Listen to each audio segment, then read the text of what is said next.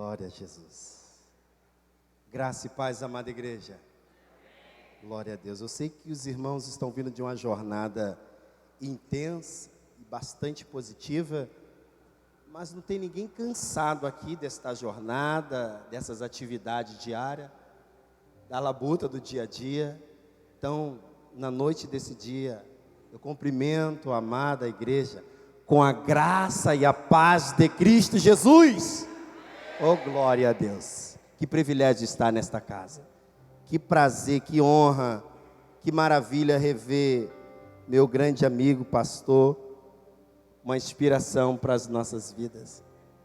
Pastor Alexandre, como já foi dito aqui, que nos conhecemos já há muitos anos. O amigo Mauro tem sido esse canal, esse instrumento de Deus para as nossas vidas, e Deus te abençoe mais e mais. Deus te abençoe, pastor Alexandre. Deus abençoe a todo o ministério, os músicos, a toda a membresia, os pastores, obreiros. Deus abençoe a cada um, os visitantes também, assim como eu, nosso amigo, irmão, pastor Tarcísio. Deus tem abençoado muito esse meu amigo, e eu tenho um privilégio de ter, que a Bíblia vai dizer que é amigo mais chegado que irmão, e eu tenho esse, que vocês talvez conheçam como Meira.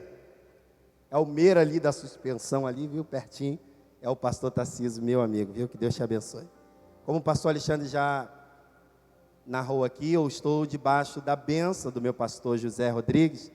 Hoje é culto de doutrina, culto de ensino da palavra ali na nossa matriz, na IEVAD, da qual temos o privilégio de ser pastoreado também pelo pastor José e pelos demais pastores auxiliares ali. Estamos auxiliando também com a graça de Deus. E eu falei, pastor, tem um amigo, tem um irmão, mas pensa num cara chato, pastor, mas chato de bom, que ele tem me convidado, já falou uma vez, duas vezes, e essa eu acho que já é a terceira. Eu não posso fugir, pastor, eu não posso mais negar, eu só não vou se o senhor falar. Não, meu irmão, não dá para ir.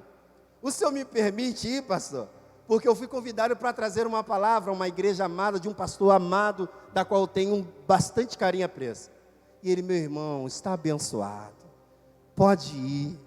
Aí eu falei, ali, pastor, é pertinho aqui do lado, é vizinho, pastor Alexandre.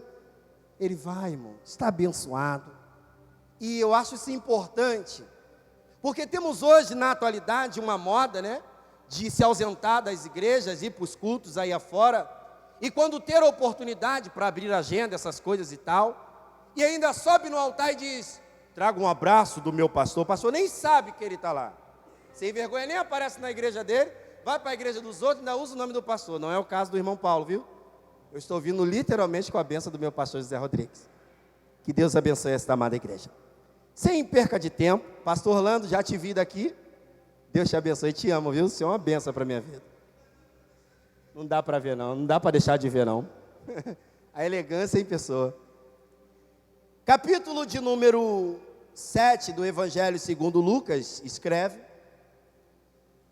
O versículo de número 18, Lucas capítulo 7, o versículo de número 18,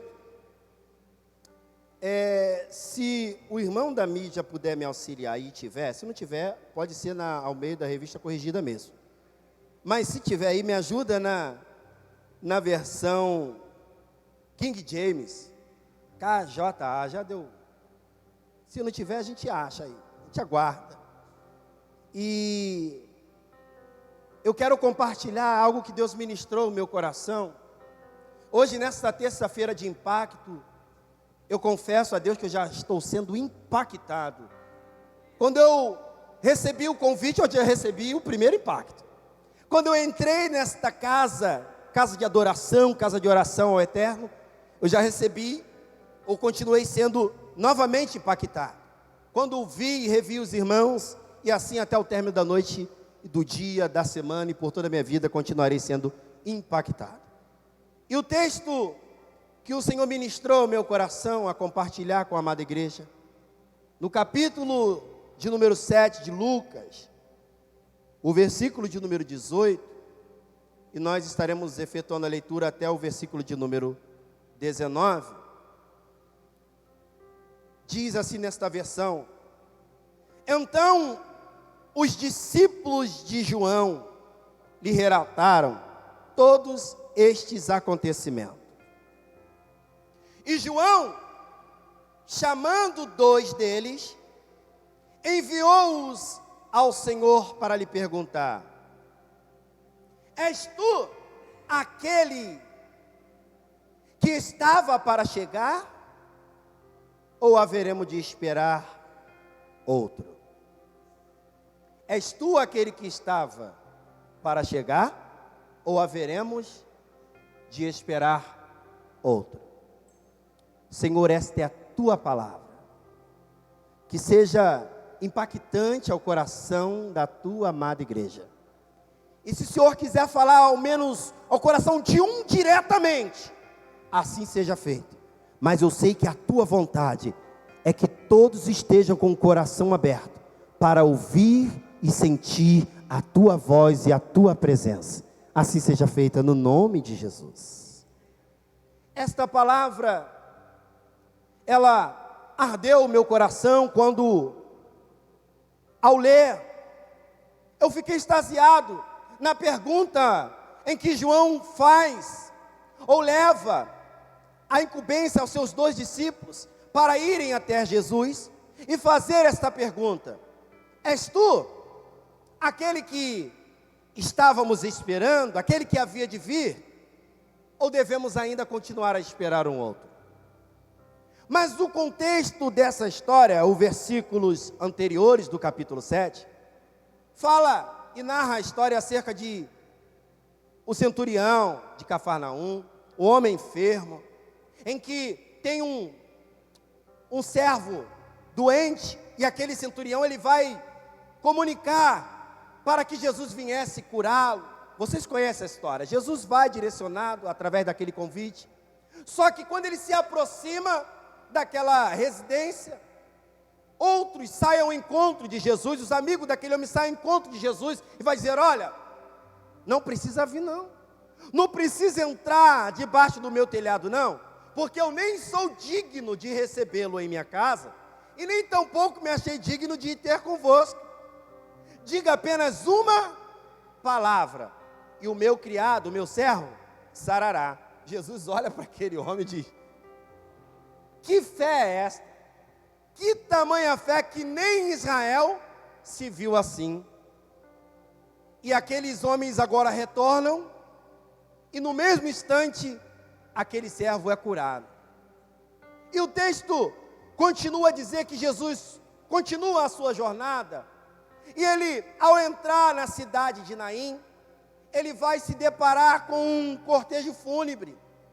Havia ali naquela cidade, se direcionando para fora, uma multidão, umas pessoas que choravam, pranteavam, uma mãe desesperada, desolada da vida, acabaram de perder a sua esperança, porque quando se fala de filho, se trata de esperança, de projeto, de sonhos, de planos, e aquela mulher estava levando para sepultar os seus sonhos, os seus planos, a sua esperança. Só o que ela não tinha, a esperança, a certeza, e nem tampouco que iria acontecer, a ciência, era que Jesus estava vindo ao seu encontro. Quando Jesus observa aquele cortejo fúnebre, o texto diz que ele chega perto, ele toca naquele caixão, naquele esquife, para aquela multidão, ele dá uma ordem diretamente para aquela mulher: mulher, não chores. Imagina alguém falar isso para uma mãe que acabou de perder o seu filho querido. Parece coisa de incompreensível, coisa de louco, por que não dizer assim? Só que o nosso Senhor, o nosso Deus, Ele veio para trazer mesmo ao entendimento dos que se dizem sábios, loucura. E veio para confundir. Ele veio para aqueles que não têm a visão do reino espiritual. Eu não sei a palavra que eu posso aplicar, só que quando ele chega numa situação que é improvável, que é impossível, é aí que acontece. É aí que vai existir. É aí que vai acontecer, porque esse é o nosso Deus. Este é um Deus de impactos. E agora ele vai dar uma ordem, uma palavra liberada, e aquele defunto se assenta e começa a falar. Olha que coisa maravilhosa. O texto vai dizer que se apoderou um temor tão grande daquela comunidade, daquela vizinhança, e essa história se estendeu, percorreu pela vizinhança, ela foi levada adiante os assuntos, a ponto de os discípulos de João ouvirem e presenciarem aquilo. Eles correm e levam até João a informação. O versículo 18 vai dizer que eles anunciaram todas aquelas coisas a João. João estava no cárcere. João estava privado da sua liberdade, porque havia agora colocado um propósito no coração em obedecer à voz do Senhor teu Deus, em que lhe chamou para ser o precursor daquele que havia de vir e que daria a salvação para a humanidade. João, por pregar a palavra, João, por falar que o reino dos céus estava bem próximo e que havia de haver arrependimento, conversão, humilhação, ele é lançado no cárcere. E eu imagino como é que estava a cabeça de João, como é que estava a mentalidade naquela ocasião em que João ouve e recebe aquela informação. Jesus está curando enfermos. Jesus está realizando milagres de multiplicação. Jesus está ressuscitando os mortos. O coração de João talvez estremece e sente a ele. Mas na cabeça de João surge uma questão. Só que o que me chama a atenção, pastor, é que João fez o que talvez eu já deixei de fazer, você já deixou de fazer por muitas vezes, quando a dúvida bate, quando a incerteza, a insegurança nos acomete, mediante de uma prova, de uma luta, de um caos, de uma perda, de uma tribulação, de um vento, de uma provação, a incerteza, a insegurança. João, ele vai ter uma atitude diferente da minha, eu digo da minha, porque ele vai fazer assim: vai até Jesus, se direciona até Ele, e pergunta a Ele, se é Ele, ou se devemos esperar outro. Sabe o que João faz? Ele está expondo: olha, eu preguei, eu anunciei, eu disse, eu falei, só que agora, eu estou com dúvida, eu estou inseguro, me diz.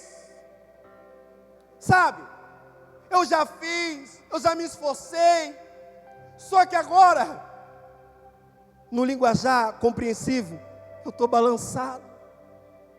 Talvez aqui nesta noite, tem pessoas que já pregaram, já cantaram, e cantam, e pregam, e visitam, e evangelizam, e ofertam, e dizimam, e vão atrás, e ajudam, e estendem as mãos, e levantam o caído, prostrado, e oram, intercedem, e faz tudo isso, e um pouco mais até do que eu estou falando.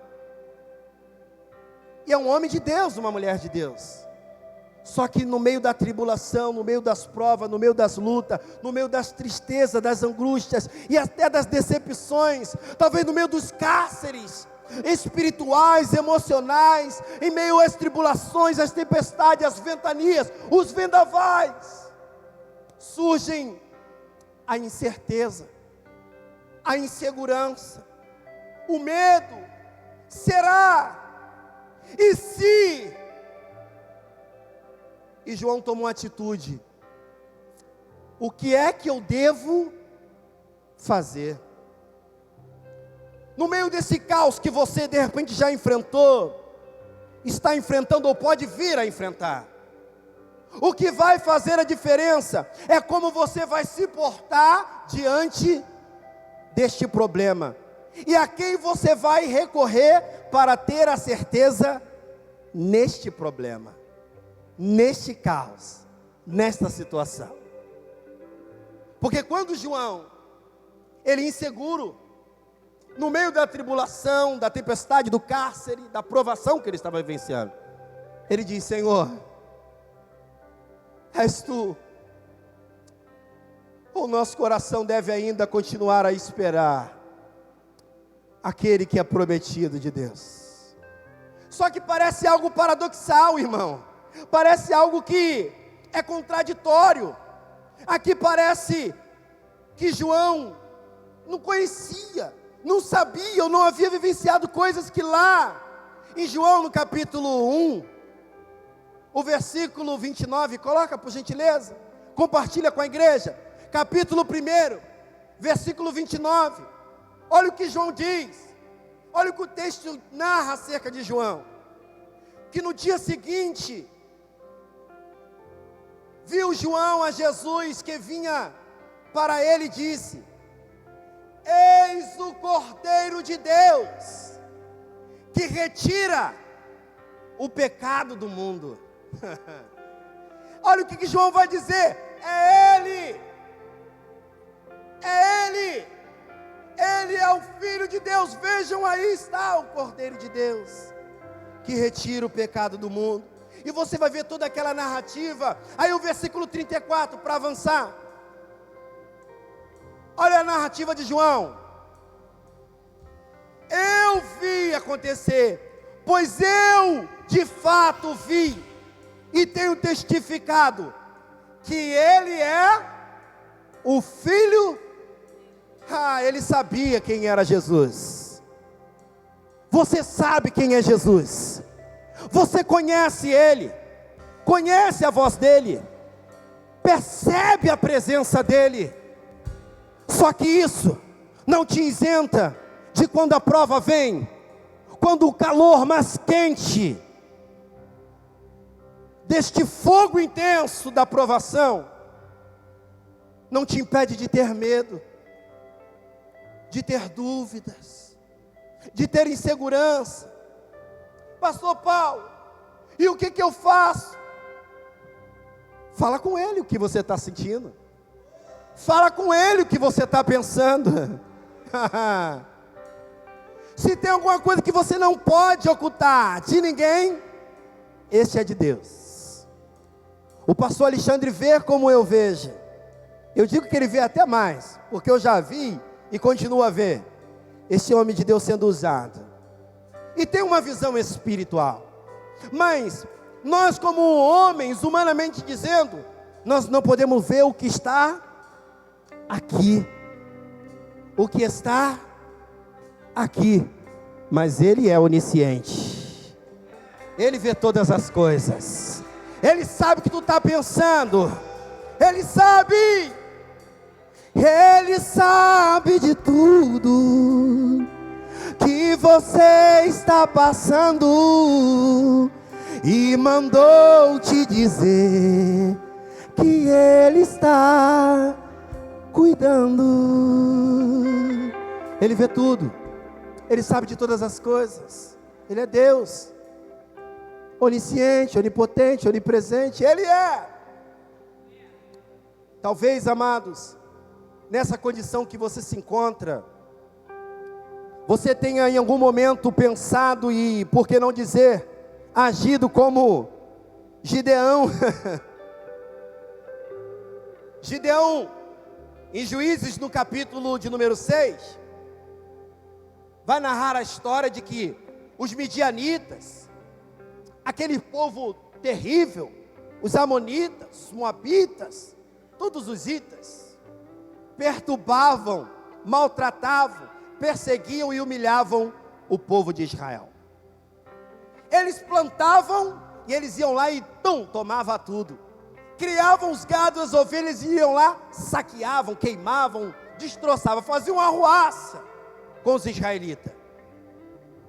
Mas a Bíblia vai dizer que aquela aflição, aquela opressão, aquela perseguição, gerou um clamor, uma motivação, um fervor no coração daqueles servos de Deus, que começaram a clamar, começaram a orar, começaram a pedir a Deus uma resposta, uma provisão, uma providência, porque tem prova que você passa, tem situação que é o próprio Deus permitindo você passar, não que Ele quisesse que você passasse, poderia ser diferente, mas tem hora que Ele permite, que é para nos atrair para os pés dEle, que é para nos trazer para perto dEle, sabe?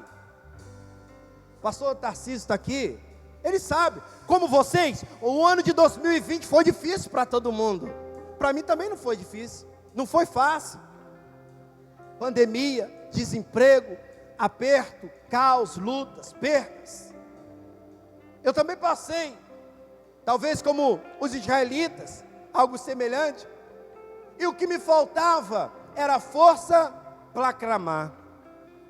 Aí Deus começa a apertar um pouquinho, para nos trazer para perto dele. Ah, Jesus, e dura coisa, já disse o salmista, terrível coisa é cair nas mãos do Deus vivo. Mas quando Ele quer tratar, Ele trata do jeito que a gente não entende. Eu queria não ter passado pelo que eu passei, eu queria não ter vivenciado o que eu vivenciei, mas foi-me necessário para dizer: Ebenezer, até aqui me ajudou o Senhor, aleluia. Você não morreu, você não desistiu. Olha você aqui, tu pensou que não suportaria aquela prova, aquela luta, aquele caos. Olha você aqui, mulher, olha você aqui, homem, esta luta não te venceu, esta prova não te parou. Talvez a insegurança, a incerteza te acercou, te acometeu, mas você teve força para clamar ao Deus vivo. E o salmista vai dizer: na minha angústia eu clamei ao Senhor, e Ele se inclinou para mim e ouviu o meu clamor.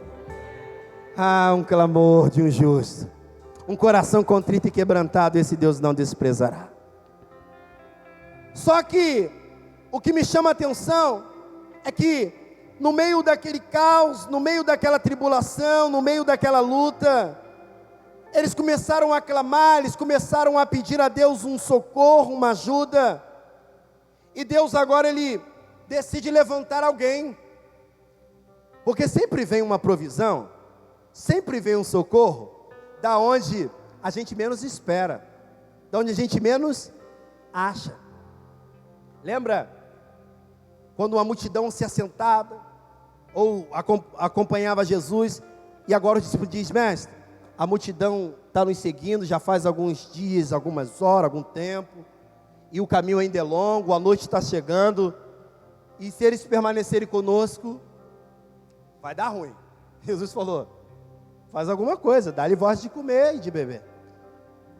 Mas nós só temos aqui os 200 denários, o que é isso para tanta gente? Nem se quiséssemos comprar tudo de pão, não dava. Lembra disso? Aí Jesus falou: mas, lembrei, tem um rapaz, um jovem, um menino, uma criança, não sei, com 5 pães e 2 peixinhos. Mas o que é isso para tantos? Para mim e para você, não é nada. Mas nas mãos do Todo-Poderoso causa impacto. Nas mãos do Eterno tem poder para alimentar uma multidão, para sobrar para uma nova geração, porque Ele é Deus. E é isso que o nosso Deus faz. Ele levanta agora um homem, que o versículo 11 vai dizer que Yahvé veio, assentou-se sobre o grande carvalho, e ali começa a observar e tal, e vai até Gideão, e vê que ele está lá malhando trigo no lagar, no local de pisar as uvas. Deus observa, no local mais improvável, menos adequado para aquilo. É aí que o Senhor te vê, quando ninguém vê, quando diz que não tem mais jeito, não tem mais solução, mas existe uma mulher, existe um varão, uma varoa, um servo de Deus, com o joelho dobrado, ou com as mãos estendidas, ou marchando, caminhando, fazendo a vontade do Pai, pensando na sua descendência, pensando na sua posteridade, pensando na sua família, na sua geração, pensando no seu compromisso. Deus faz acontecer, Ele visita, e o texto vai dizer que o Senhor veio e vai dizer: varão valoroso, homem guerreiro, o Senhor é contigo. Mulher de Deus, o Senhor é contigo. Estou dizendo: pastor, tu está falando isso porque tu não sabe a minha história, nem tu sabe a minha, e nem saberíamos a de Gideão se a Bíblia não narrasse, mas ele sabe, a de Gideão, a minha, e sabe a tua também. Glória a Deus. E aí, ele ouve essa palavra: o Senhor é contigo. Eu imagino Gideão, se pudesse falar, ele falaria: tá de brincadeira, né? Tu vai dizer que o Senhor é comigo? Eu passando por tudo isso, tu vai dizer que o Senhor é comigo? Quantos não disseram isso no ano de 2020? Senhor, cadê a promessa que tu falou que ia cumprir na minha vida? Cadê o chamado? Cadê a proposta? Cadê os planos, projeto? Se o Senhor é comigo, por que tudo isso me sobreveio? Essa foi a fala de Gideão. Eu falei isso, pastor. Eu falei: se o Senhor é comigo, Deus, por que tudo isto me sobreveio? Pastor Tarcísio está aqui, não me deixa mentir. E a vontade era parar, era desistir, mas havia uma força dentro de mim que falava: não pare agora, clame um pouco mais, chore um pouco mais, grite um pouco mais. Mas a dúvida estava dentro de mim também, o conflito. Neste momento em que João pergunta, ele estava no seu lado humanizado. Quando ele diz que eis o Cordeiro de Deus, ele havia recebido a revelação espiritual. Ele estava no seu lado espiritual, mais íntimo e conectado com Deus. Só que ninguém é 100% em todo o tempo, em sua totalidade espiritual. A sua natureza humana, a sua limitação, mais cedo ou mais tarde vai chegar. Aí, para sair de Gideão e voltar para o texto, Gideão vai dizer: Senhor, tu és comigo? Por que eu estou passando por tudo isso? Talvez você também pensou assim. Aí o Senhor disse para ele assim: ó, vai nessa tua força, vai com a força que você tem, Gideão. Deus está dizendo para você, homem, Deus está dizendo para você, mulher, vai com essa força que você tem. Pode parecer não nada, pode parecer que não é muito, pode parecer que não é solúvel, mas com a força que você acha que tem, ou que é pequena, ou que você acha que não tem, eu, Senhor teu Deus, como disse o pastor Alexandre, em que fez menção da palavra, te tomo pela tua mão direita, e te digo: esforça-te, não temas, tem de bom ânimo, porque eu sou contigo. Aleluia, glória a Deus. Eu sou contigo.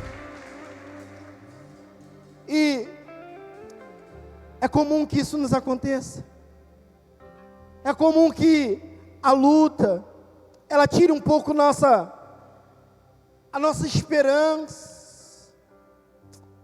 Não estamos isento, irmão, de passar por provas, por lutas, por tribulações. E quando João ele entra nesse conflito, ele vai fazer essa pergunta: Deus, o que eu devo fazer? Jesus, o que eu devo? Como eu procedo? Agora, em sua natureza humana, João tem dúvidas acerca da promessa do Messias e pergunta-lhe: és tu mesmo?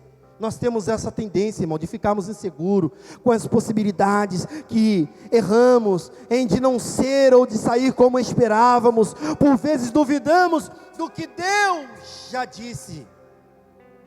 Deus já havia falado para Gideão: eu sou contigo. Aí ele vai fazer prova. Se o Senhor é comigo, então faça isso. Se o Senhor é comigo, então faça assim. Se o Senhor é comigo, olha, faça desta forma. A gente fica fazendo prova de Deus o tempo todo. E Deus já falou: eu sou contigo.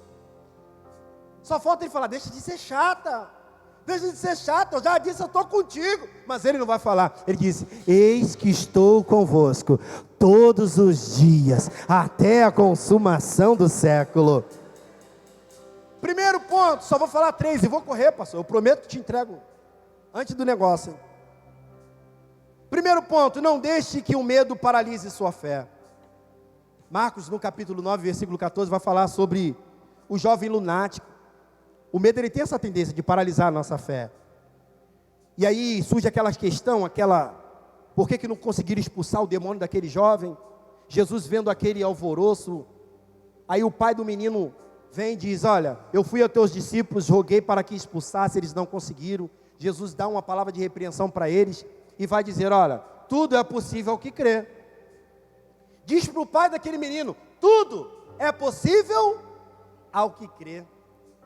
Mas o que me chama a atenção é que este homem não esconde, ele não oculta, porque você pode ocultar de mim, de alguém, mas diante dele não dá para ocultar nada. Ele vai dizer assim, Senhor, eu creio, ajuda-me a ter fé.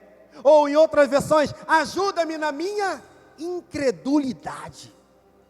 Tem hora que a insegurança, a incerteza, ela tenta paralisar a nossa fé. 2, eu aprendo com essa situação de João. Não permita que o medo impeça você de ver o que Deus já pôs diante de ti. Porque às vezes o medo, ele nos cega, né, pastor? O pastor falou aqui. Só que é bom quando nós estamos cegos para não ver o que tenta nos bombardear, o que tenta nos atacar, mas só focado no que Deus já nos mostrou, na visão, na direção e no caminho que Ele nos chamou e nos direcionou. Vinde, venha, vá, eu estou contigo por onde quer que andares. Aleluia! E no livro de Reis, segundo livro dos Reis, do capítulo de número 6, o versículo de número 8, Deus ele vai revelar a Eliseu o que estava acontecendo.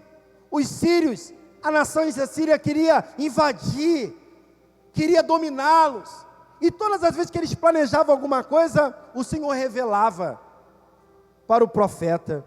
Todas as vezes que eles tramavam, o Senhor ia revelava. O medo, ele não pode, irmão, impedir de você ver o que Deus tem para a tua vida.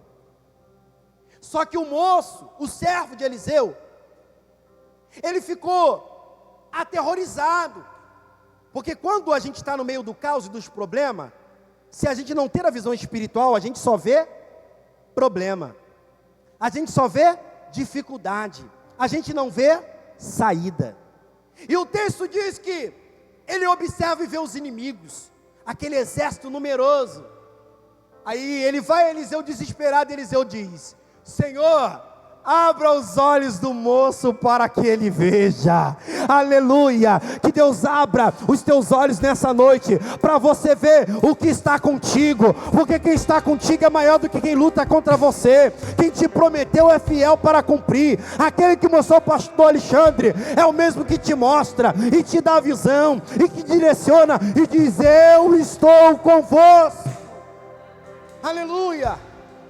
Terceiro, não trave o presente com a incerteza do futuro, porque o medo do passado, ele acaba travando o presente com a incerteza do que está por vir. Isso é fato. A incerteza, o medo, a desconfiança, ela nos faz paralisar, ela nos trava, porque já tivemos decepções, já tivemos algumas experiências lá atrás, e aí a gente fica com medo de, será? Como vai ser? Como se dará isso? Josué no capítulo 1, o próprio Deus agora tem de se revelar a Josué, e lhe encorajar e dizer, olha Josué, Moisés, meu servo partiu, daqui para frente Josué, é contigo. Porque Josué, ele havia tido uma referência. Quem era a referência dele? Moisés. E Moisés o ajudava, o auxiliava, o motivava. Agora a sua motivação, a sua esperança havia se acabado, havia morrido. Só que quem lhe chamou era o próprio Deus. Josué, olha o versículo 9, digo e repito, ser forte, corajoso, nada de desânimo, não fique com medo, lembra-se bem, o Senhor teu Deus estará contigo, estará com você, aonde quer que estiver, ou por onde quer que andares. Deus traz ânimo, irmão, a Josué dizendo que haveria de permanecer com ele, no que estava por vir, aonde ele estivesse, o que ele vivenciasse, aonde ele chegasse, Deus o acompanharia em sua trajetória. Só que o medo do incerto, a insegurança do desconhecido, muitas das vezes, irmãos, elas nos impedem de avançar. E Deus, Ele, nessa noite, eu posso, por gentileza, coloque sobre seus pés aí. Se coloque sobre a fé que você tem aí. Se havia alguém aqui hoje que entrou duvidoso, incerto, de que como agir, de como proceder, de qual passo estender, de avançaria ou não, o Senhor te trouxe para ouvir esta palavra e dizer: eu estou contigo. Não deixe que o medo paralise a sua fé. Eu sou aquele que se revelou a ti, aquele que te chamou, aquele que te escolheu, aquele que te buscou. E agora eu te digo: não pares, não pares, não pares. Eu quero pedir, pastor Alexandre, junto à amada igreja, quando orares, lembra do irmão Paulo, lembra da família Batista, lembra da irmã Carol, lembra do Pablo Roberto. Eu vivi durante alguns anos orando, clamando a Deus pela opressão dos midianitas, que não me impediam de avançar, de crescer, de evoluir. E eu falei: Deus, eu coloquei esse propósito porque Deus tem hora que vai colocar uns amigos igual aqueles que destelharam o telhado e desceram o paralítico. Tem hora que Deus vai fazer na tua vida por causa de alguém. E Deus virou a chave porque usou alguém, e ímpio até, para falar: ora, busca a Deus, que Ele vai te responder. Porque eu já estava: Senhor, é isso mesmo ou devo esperar o que está por vir? Para os irmãos entenderem, eu sofrendo massacre no trabalho, a opressão, a perseguição, a luta, o caos. Pensa, em 2020, eu ganhando R$600 para sustentar a família. Depois aumentou um pouquinho, foi para 800, e travou no 900, pastor. E eu comecei a orar: Deus, muda essa história, eu não estou mais aguentando. E não estava mais aguentando, eu estava ficando depressivo, eu estava ficando angustiado, e eu clamei ao Senhor, e falei: Deus, eu não estou mais aguentando, eu vou sair em dezembro, mas eu preciso de um refrigério, eu quero férias. E entrei no aplicativo, solicitei a férias para outubro, não me responderam, para setembro não me responderam, solicitei a férias para agosto, eu estava em junho, aí eu recebi, confirmado. Saí em agosto de férias, falei: quando eu voltar, vou pedir as contas porque eu não aguento mais. Como é que eu vou sustentar a minha casa com 900? Eu tenho um leão de 17 anos que come por 3, 4, irmão. Uma mulher que gosta de fazer as unhas de acrigel, esse negócio, né? Cabelinho, tchan, e fica bonita. Ela não veio aqui hoje porque está resfriada. Ela falou que o irmão espirrou atrás dela e ela ficou resfriada por causa do irmão. Falei: então tu não vai? Porque tu vai espirrar atrás do irmão e vai dizer, o irmão vai achar que é você também, vai pagar com a mesma moeda. Mas ela não estava em condição de vir, não. E ela também tinha uma aula para assistir agora online, 8 horas. Sabe? Porque esse irmão que ganhava R$900 e não tinha condição de pagar nem o aluguel, ainda bem que minha casa não era de aluguel. Deus esta semana abriu uma porta de faculdade para minha esposa. Por isso ela não pôde vir, porque ela começou a fazer a aula hoje. Mas eu não tinha dinheiro nem para comprar um telefone novo. Deus me deu graça e consegui comprar um notebook, pastor. Aleluia! Chegou ontem e hoje ela já começou na aula dela. Você pode dar glória a Deus aí, igreja?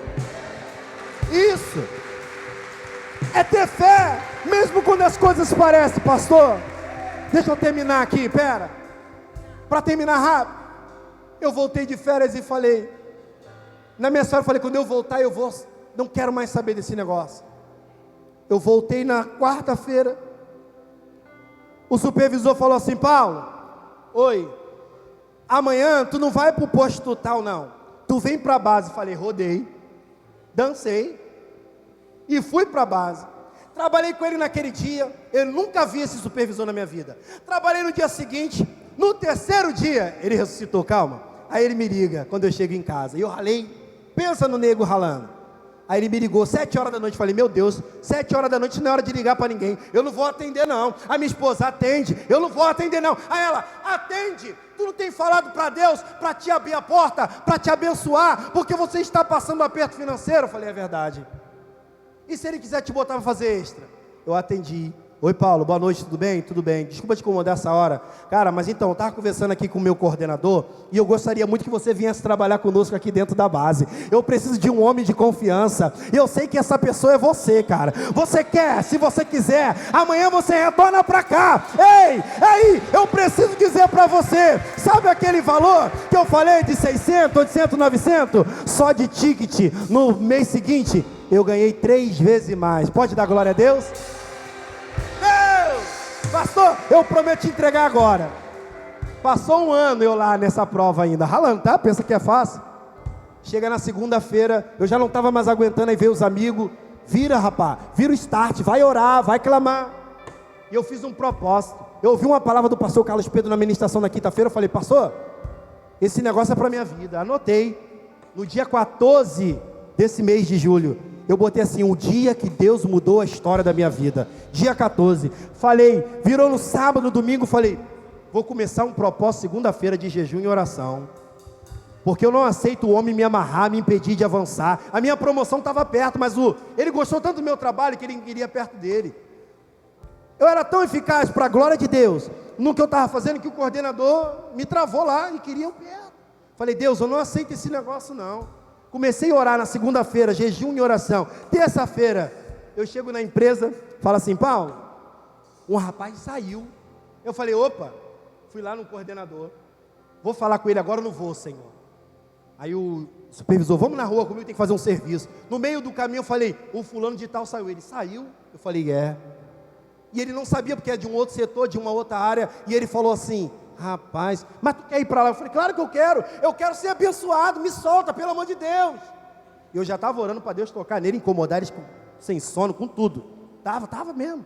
Só não pedi Deus para ferir, mas Deus, tira o sono dele. Falei, orei.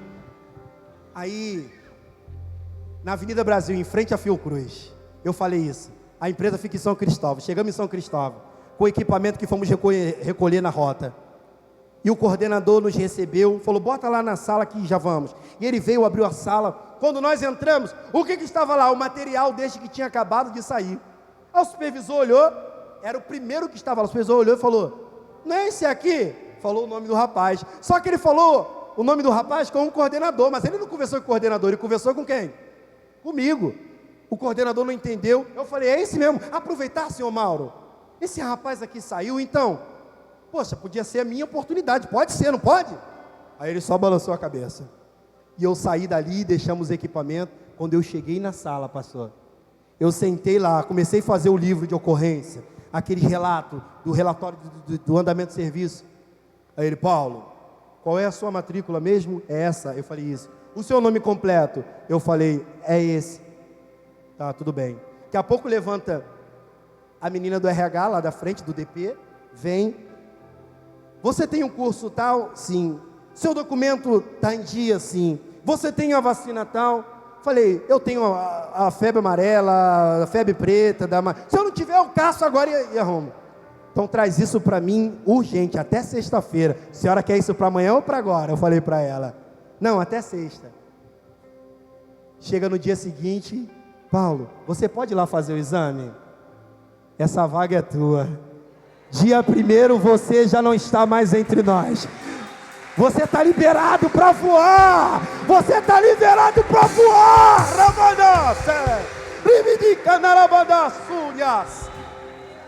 E Deus faz isso. Você tem que clamar. Eu vou deixar para o pastor Alexandre fazer todo o procedimento. Vem, pastor. Aleluia. Que Deus te abençoe.